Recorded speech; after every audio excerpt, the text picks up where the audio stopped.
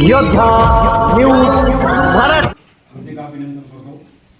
आजच्या कार्यक्रमाला उपस्थित असलेले अवधर गावचे प्रतिष्ठित नागरिक, शिंगेश्वर डेअरीचे माजी चेअरमन आदरणीय मारुतीराम बावडाव, शालेय नियोजन समितीचे अध्यक्ष विशाल बबन मेघे, अवधर गावचे सामाजिक कार्यकर्ते भरत मेघे, या शाळेचे मुख्याध्यापक आदरणीय दाभाडे सर, तसेच शाळेतील उपशिक्षिका केदारी मॅडम आणि माझ्या तमाम विद्यार्थी मित्रमैत्रिणींनो, आज आपल्या या शाळेमध्ये माजी विद्यार्थी संघ वाडा या संस्थेच्या माध्यमातून स्कॉलरशिपला बसणाऱ्या विद्यार्थ्यांसाठी एक मोफत संच आम्ही मोफत देत आहोत।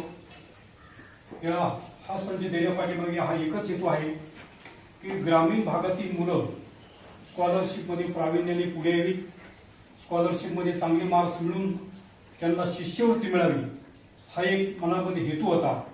आणि हा हेतू साध्य करण्यासाठी मी वाडा माजी विद्यार्थी संघ वाडा या संघटनेचा सभासद सदस्य असल्याने तिथे मी आग्रही भूमिका मांडली की माझ्या शाळेतील विद्यार्थ्यांना हा मोफत संच मिळावा।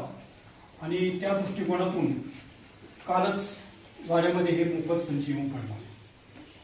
मोफत संच ज्यावेळेला आला त्यावेळेला मी सरांबरोबर बोललो की गरजू आणि गरीब विद्यार्थ्यांपर्यंत आपल्याला ही वस्तू पोहोचवायची आहे आणि त्या माध्यमातून हा कार्यक्रम आपल्या डोळ्यासमोर संपन्न होतोय।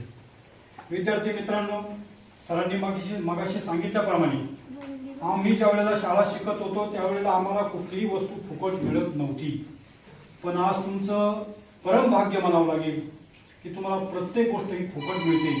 शासन तुमच्यासाठी प्रयत्न करते की तुम्ही कुठेतरी चांगल्या पद्धतीने तुमचा यशाचा मार्ग पत्करावा। एक छोटीशी गोष्ट सांगतो विद्यार्थी मित्रांनो, जो आपण शाळेमध्ये घरामध्ये शाळेमध्ये सार्वजनिक ठिकाणी जो बल्ब पाहतो तो बल्बचा शोध लावलेला आहे एडिसन या शास्त्रज्ञांनी। या शास्त्रज्ञाचं एक छोटंसं उदाहरण सांगतो आणि मी माझं भाषण संपवतो। एडिसन ज्या वेळेला शाळेत जात होता त्यावेळेला शाळेमध्ये त्याला काहीच येत नव्हतं। तो शाळेमध्ये इतर विद्यार्थ्यांची खोडी मस्करी करायचा आणि जेणेकरून जे विद्यार्थी शिकतायत त्यांना सुद्धा तो व्यत्यय आणायचा। आणि मग हे असं झाल्यानंतर त्या शिक्षकांनी त्यांच्या आईला बोलवलं, म्हटले तू तुझ्या आईला उद्या घेऊन ये।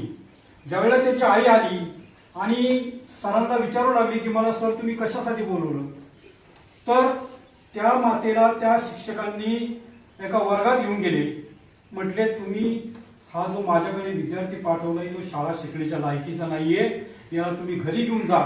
माझे जे काही बाकीचे विद्यार्थी शिकणारे आहेत त्यांचं सुद्धा तो शिक्षणामध्ये व्यत्यय आणतोय, त्याला घरी घेऊन जा।